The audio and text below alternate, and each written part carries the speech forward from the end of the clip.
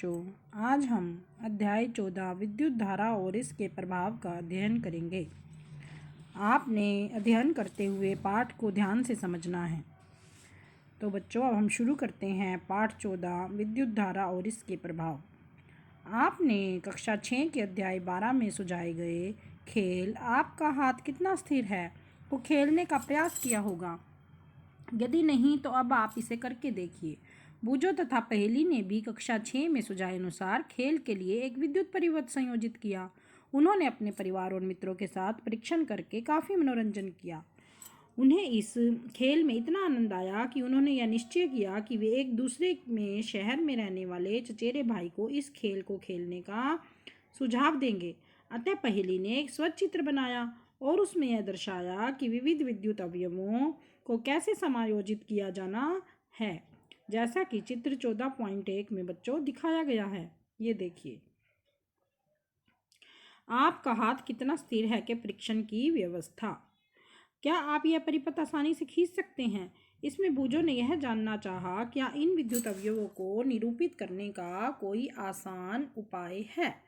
तो बच्चों, हम इसके लिए एक 14.1 में पढ़ते हैं विद्युत अवयवों के प्रतीक। कुछ सामान्य विद्युत अवयवों को प्रतीकों द्वारा निरूपित किया जा सकता है। सारणी 14.1 में कुछ विद्युत अवयवों को और उसके प्रतीक दर्शाए गए हैं। आपको विभिन्न पुस्तकों में इन अवयवों के विभिन्न प्रतीक देखने को मिल सकते हैं, तथापि इस पुस्तक में हम यहाँ पर दर्शाए गए प्रतीकों का ही उपयोग करेंगे। इन प्रतीकों को ध्यानपूर्वक देखिए।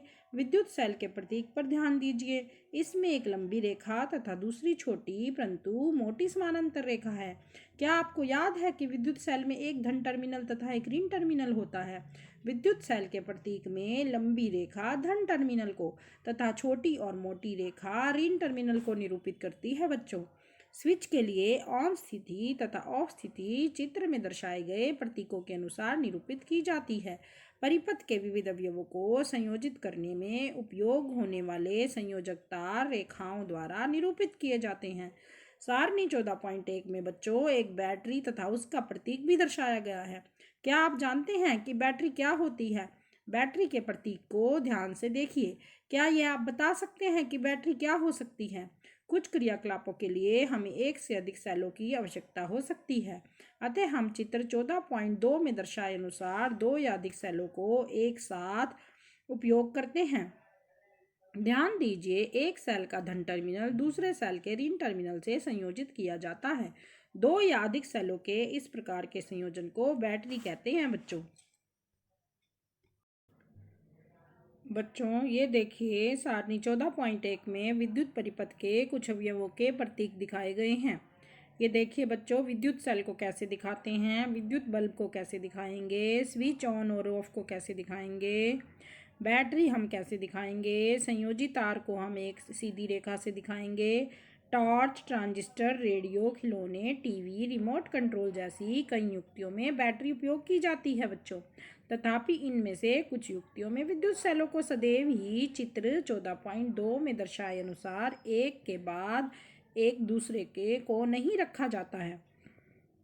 कभी कभी सेलों को एक एक के साथ एक दूसरे से सटाकर रखा जाता है। तब फिर सेलों के टर्मिनलों को किस प्रकार संयोजित करते हैं? किसी भी युक्ति के बैटरी वाले खानों को ध्यान से देखिए। प्राय इसमें एक मोटा तार अथवा धातु की पत्ती होती है जो एक सेल के धन टर्मिनल को दूसरे सेल के ऋण टर्मिनल से जोड़ती है, जैसा कि चित्र 14.3 में दिखाया गया। बच्चों, बैटरी के खानों में सेलों को सही ढंग से रखने के उद्देश्य से आपकी सहायता के लिए इन पर प्लस तथा माइनस के चिन्ह अंकित होते हैं। बच्चों, देखिए बच्चों, 14.3 में दिखाया गया है बैटरी बनाने के लिए दो सेलों को एक साथ संयोजित करना। अपने क्रियाकलापों के लिए बैटरी बनाते समय हम सेलों को कैसे संयोजित करते हैं?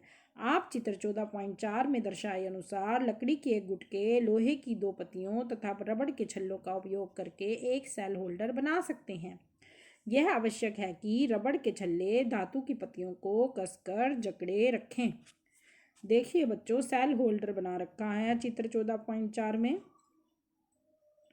दो या अधिक सेलों को बैटरियां बनाने के लिए आप सेल होल्डर बाजार से भी खरीद सकते हैं।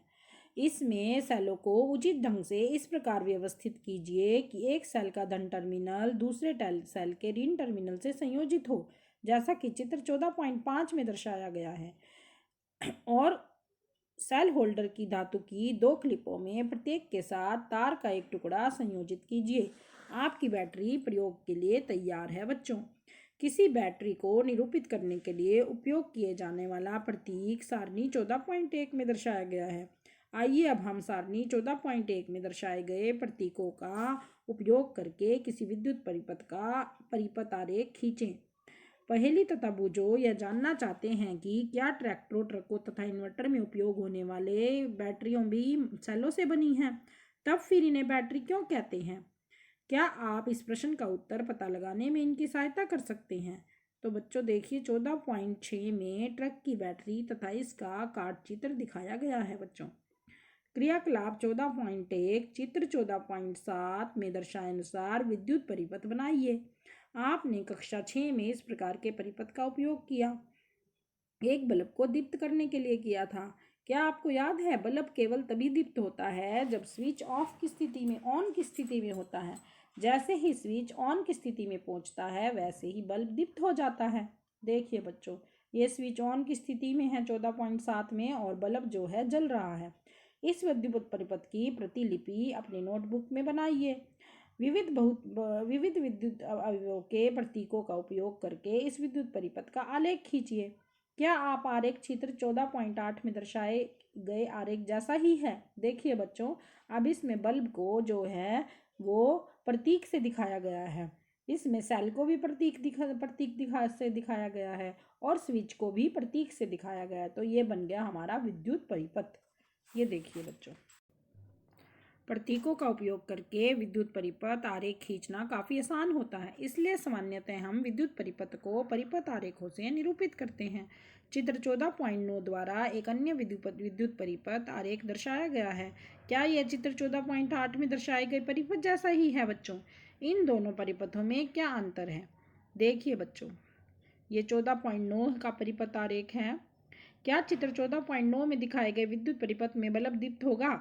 याद कीजिए कि बल्ब केवल तभी दीप्त होगा जब स्विच ऑन की स्थिति में हो तथा परिपथ बंद हो। बल्ब में एक पतला तार होता है जिसे तंतु अथवा फिलामेंट कहते हैं। यह तभी दीप्त होता है जब इससे विद्युत धारा प्रवाहित होती है। यदि बल्ब का तंतु टूट जाता है तो यह फ्यूज हो जाता है बच्चों। ध्यान दीजिए, कुंजी अथवा स्विच को परिपथ में कहीं पर भी लगाया जा सकता है। जब स्विच ऑन की स्थिति में होता है तो बैटरी के धन टर्मिनल से बैटरी के ऋण टर्मिनल तक परिपथ पूरा होता है। परिपथ को तब बंद कहा जाता है जब सारे परिपथ में तुरंत विद्युत धारा प्रवाहित होने लगती है बच्चों। जब स्विच ऑफ की स्थिति में होता है तो परिपथ अधूरा होता है, तब इसे खुला परिपथ कहते हैं। इस स्थिति में परिपथ के किसी भी भाग में कोई विद्युत धारा प्रवाहित नहीं होती है बच्चों।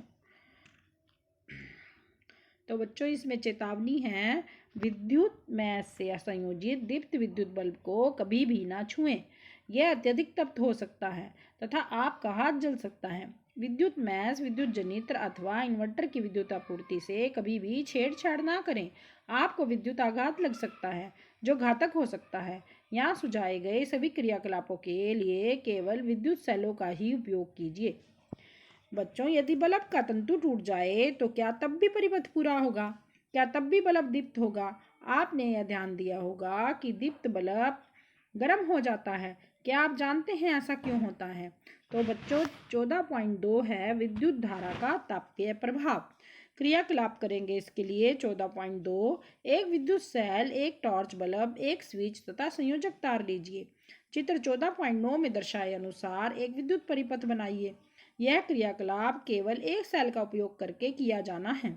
स्विच को ऑफ की स्थिति में रखिए। क्या बल्ब दीप्त होता है? बल्ब को छू कर देखिए। अब स्विच को ऑन की स्थिति में लाइए तथा बल्ब को 1 मिनट अथवा कुछ समय तक दीप्त रहने दीजिए। बल्ब को केवल छू कर देखिए। क्या आप कोई अंतर अनुभव करते हैं?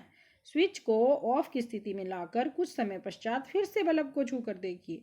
क्रियाकलाप 14.3, चित्र 14.10 में दर्शाए अनुसार विद्युत परिपथ बनाइए। लगभग 10 सेंटीमीटर लंबा नाइक्रोम का तार का एक टुकड़ा लेकर इसे 2 किलो के बीच बांधिए। आपको नाइक्रोम का तार विद्युत साधित्रों की मरम्मत करने वाले किसी दुकान से प्राप्त हो सकता है बच्चों, अथवा आप किसी विद्युत हीटर के बेकार तापन अवयव का उपयोग में ला सकते हैं। इस तार को स्पर्श कीजिए। अब स्विच को ऑन की स्थिति में लाकर विद्युत परिपथ में विद्युत धारा प्रवाहित कीजिए। कुछ सेकंड के पश्चात तार को स्पर्श कीजिए। इसे अधिक समय तक पकड़े मत रखिए। परिपथ में विद्युत धारा बंद कीजिए। कुछ मिनटों के पश्चात तार को पुनः स्पर्श कीजिए। तो बच्चों, इसमें सावधानी रखनी है, स्विच को ऑन की स्थिति में अधिक समय तक न रखें। ऐसा करने से सेल अतिशीघ्र ही दुर्बल हो सकता है। जब किसी तार से विद्युत धारा प्रवाहित होती है तो वह तप्त हो जाता है। इसे विद्युत धारा का तापीय प्रभाव कहते हैं बच्चों। क्या आप किसी ऐसे विद्युत संयंत्र का नाम बता सकते हैं जिसमें विद्युत धारा के तापीय प्रभाव का उपयोग होता है? ऐसे संयंत्रों की एक सूची बनाइए। अपने कमरों को गर्म करने के अथवा खाना गर्म करने के लिए उपयोग में आने वाले विद्युत तापक देखे होंगे, जैसा कि चित्र 14.11a में दिखाया गया है। इन सभी में तारों की एक कुंडली होती है। तार की एक कुंडली को विद्युत तापन अवयव अथवा केवल अवयव या एलिमेंट कहते हैं बच्चों। आपने यह ध्यान दिया होगा, जब इन संयंत्रों की विद्युत मैश से संयोजित करके स्विच को ऑन की स्थिति में लाते हैं तो इनके अवयव रक्त तप्त होकर ऊष्मा देने लगते हैं बच्चों। ये देखिए, खाना पकाने के लिए उपयोग में आने वाला विद्युत तापक हीटर, चित्र 14.11। किसी तार में उत्पन्न ऊष्मा का परिमाण उस तार के पदार्थ की धातु जिससे यह बना है, लंबाई तथा मोटाई पर निर्भर करता है। अतः विभिन्न आवश्यकताओं के लिए विभिन्न पदार्थों तथा विभिन्न लंबाई एवं मोटाई के तार उपयोग किए जाते हैं बच्चों। विद्युत परिपथों को जोड़ने में प्रयोग होने वाले तार संयोजी तार कहलाते हैं। ये सामान्यतः गर्म नहीं होते। इसके विपरीत कुछ विद्युत संयंत्रों के अवयव इतने अधिक तप्त हो जाते हैं कि आसानी से दिखाई देते हैं। विद्युत बल्ब के तंतु इतने उच्च ताप तक तप्त हो जाते हैं कि दीप्त होकर प्रकाश देना आरंभ कर देते हैं। बूझो विद्युत इस्त्री का अवयव नहीं देख पाया। पहेली ने उसे बताया कि निमज्जन तापक, इमर्शन हीटर, हॉट प्लेट, विद्युत इस्त्री, गीजर, विद्युत केतली, हेयर ड्रायर जैसे विद्युत संयंत्रों में अवयव के ऊपर आवरण होता है। क्या आपने किसी विद्युत संयंत्र का अवयव देखा है? तो देखिए बच्चों, ये विद्युत इस्त्री का तापन अवयव है।